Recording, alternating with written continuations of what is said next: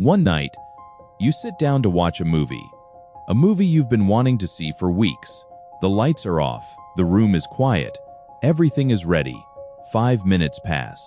Your hand reaches for your phone, not because the movie is bad, not because you're expecting a message, just because. A few seconds later, you're scrolling. Then you remember the movie. You put the phone down, look back at the screen, try to focus. Another few minutes pass, and it happens again. By the end of the movie, you barely remember what happened, not because you weren't watching, because your attention was somewhere else. And that's when a strange thought appears. Why is this so hard? Why is it becoming difficult to enjoy things that used to feel effortless? A movie, a book, a conversation, a quiet evening. Why does everything feel a little flatter than it used to? Most people have an answer. They think they're distracted. They think they're lazy. They think they need more discipline, more motivation, more self-control. But what if they're wrong? What if the problem isn't that life has become less interesting? What if something else has changed? Something far more subtle, something happening so slowly, most people never notice it. Because here's the truth. Your life isn't boring. It only feels that way. And the reason it feels that way might change how you see modern life forever. Because every day, your brain is adapting to an environment it was never designed for. An environment filled with endless stimulation, endless novelty, endless information, endless distraction, always available, always waiting, always asking for a little more attention. At first, it feels harmless. A few videos, a few notifications, a few quick checks throughout the day. Nothing serious, nothing dangerous, nothing worth worrying about. Until one day, you realize something important. The things you once enjoyed don't feel the same anymore. Music becomes background noise. Movies feel longer. Books require effort. Silence becomes uncomfortable. And ordinary life starts feeling strangely empty. Not because life changed, because you did. The frightening part? Most people never notice the transformation while it's happening, because it doesn't happen in a single moment. It happens one notification at a time, one swipe at a time, one distraction at a time, until eventually, the extraordinary starts feeling ordinary, and the ordinary starts becoming invisible. Let's talk about someone named David. Not because he's unusual, because he's becoming normal. David is 29. He has a decent job, a decent apartment, good friends, no major problems. From the outside, everything looks fine. Every morning, before his feet touch the floor, his hand reaches for his phone, almost automatically. A few notifications, a few messages, a few short videos. Nothing unusual, just a few minutes, or so he thinks. The same thing happens during breakfast, while waiting for coffee, between meetings, during lunch, while watching television, even while talking to friends. A quick glance, then another, not because he needs to, because it has become a reflex. And that's important, because David doesn't feel addicted, he feels normal. That's what makes this story dangerous, because the habits that change us the most rarely feel dangerous while we're doing them. Day after day, the pattern continues, and slowly, something begins to change. Movies feel slower, books feel harder, conversations feel less engaging. A quiet evening feels strangely uncomfortable, as if something is missing, as if something should be happening, as if silence itself has become a problem. David notices the feeling, but he doesn't understand it, so he reaches the same conclusion most people reach. He thinks he needs more excitement, more entertainment, more stimulation. But what if that's exactly the opposite of what he needs? Because the truth is, David's problem isn't a lack of stimulation, it's an overload of it. And here's where the story becomes strange. We are living in the most entertaining time in human history. At no other point have human beings had this much access to stimulation. Any song, any movie, any answer, any piece of information, available almost instantly. For thousands of years, people waited. Today, almost nobody has to. Need entertainment? Seconds. Need information? Seconds. Need distraction? Seconds. Need stimulation? Seconds. Everything arrives immediately, which creates a strange question. If we have more entertainment than any generation before us, why do so many people feel bored? If we have more convenience than any generation before us, why do so many people feel restless? If we have unlimited stimulation, why does life often feel less stimulating? Something doesn't add up, and most people never stop long enough to ask why. Because they're too busy consuming the next thing, the next video, the next update, the next distraction, the next hit of novelty. Without realizing, the answer has been sitting in front of them the entire time, because the greatest competition in the modern world isn't for money, it isn't for resources, it isn't even for time, it's for attention. And once you understand that, everything starts to make sense. For most of human history, attention wasn't especially valuable. Food was valuable, shelter was valuable, safety was valuable. If you had those things, you could survive. Attention was simply part of being alive. Nobody was fighting for it. Nobody was measuring it. Nobody was trying to capture it. But today, everything is different, because attention has become one of the most valuable resources on Earth. Companies compete for it. Platforms compete for it. Advertisements compete for it. Algorithms compete for it. Every screen wants it. Every notification wants it. Every recommendation wants it. Every vibration in your pocket wants the same thing. Just a few seconds. That's all. Just a few seconds of your attention, and then a few more, and then a few more, and eventually, an hour disappears, then another, then another. The strange part is, most people never feel like they made a decision because they didn't sit down and say, I'm going to spend the next 2 hours scrolling. It just happened. One click became another. One video became another. One recommendation became another. And before they realized it, their attention was gone. Not stolen, captured. There's a difference. Because nobody forced them, nobody threatened them, nobody made them stay. They stayed willingly. And that's what makes modern distraction so powerful. It doesn't feel like distraction. It feels like choice. Imagine two restaurants on the same street. One serves food that's healthy. The other serves food that's impossible to stop eating. Which restaurant attracts more customers? Usually, the second one.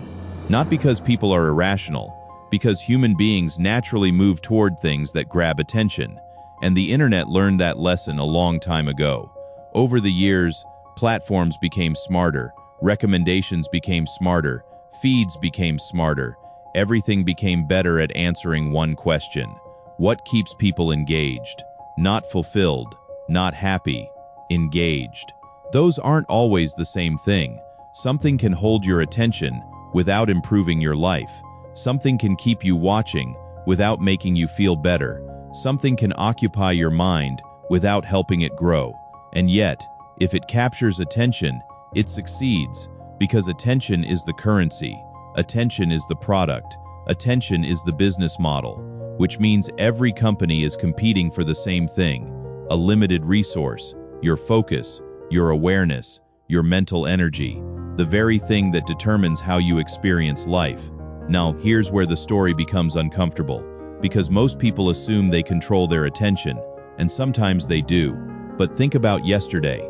How many things did you intentionally focus on, and how many things simply appeared in front of you? A notification, a headline, a short video, a recommendation, a message, a trending topic, something interesting, something surprising, something emotional, something impossible to ignore.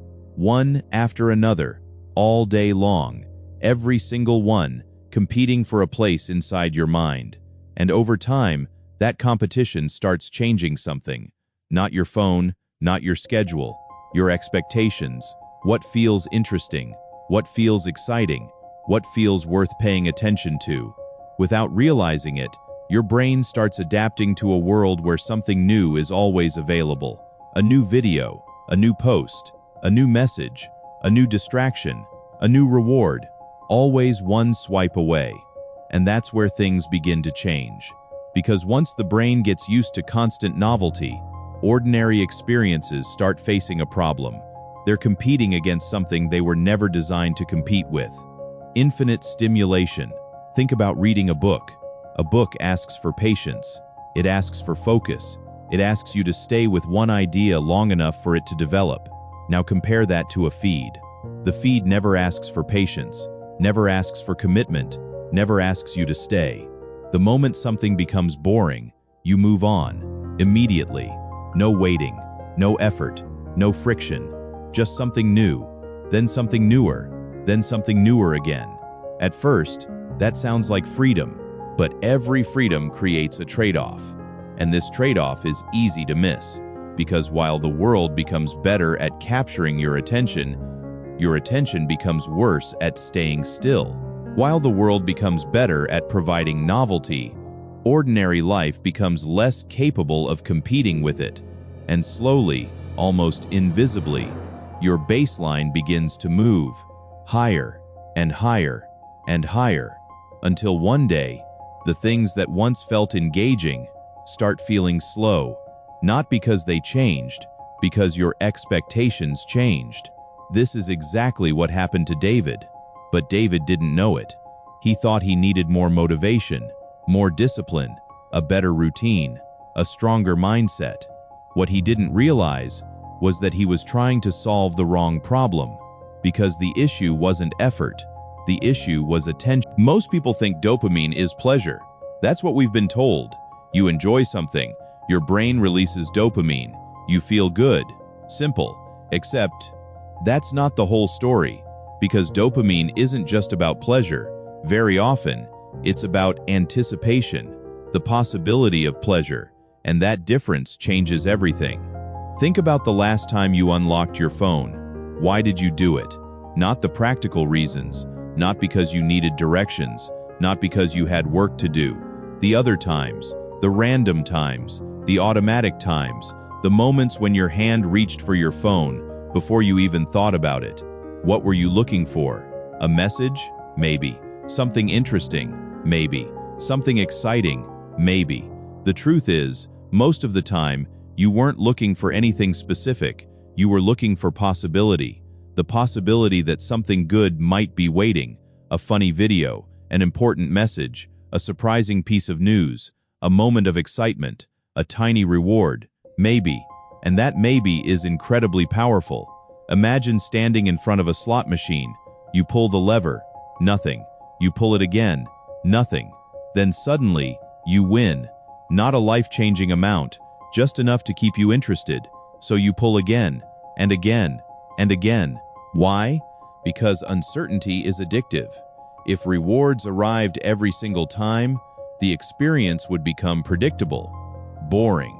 But when rewards arrive randomly, the brain pays attention, very close attention, because every attempt feels like it could be the one.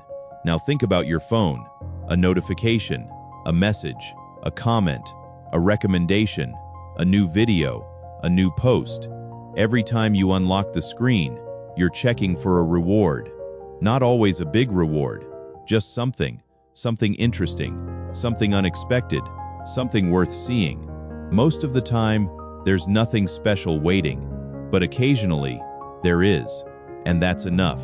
One interesting message, one funny video, one exciting update, one unexpected moment. That's all it takes, because the brain starts chasing possibility, not certainty, possibility. And this is where the trap begins, because eventually, you stop reaching for your phone because there's something important there. You reach for it because there might be. The possibility becomes the reward. The anticipation becomes the habit. The checking becomes automatic. And once a behavior becomes automatic, it starts happening beneath awareness. That's why people unlock their phones dozens of times a day without knowing why. Not because they're weak, not because they're stupid, because their brains are doing exactly what human brains evolved to do. Pay attention to potential rewards. But here's the problem.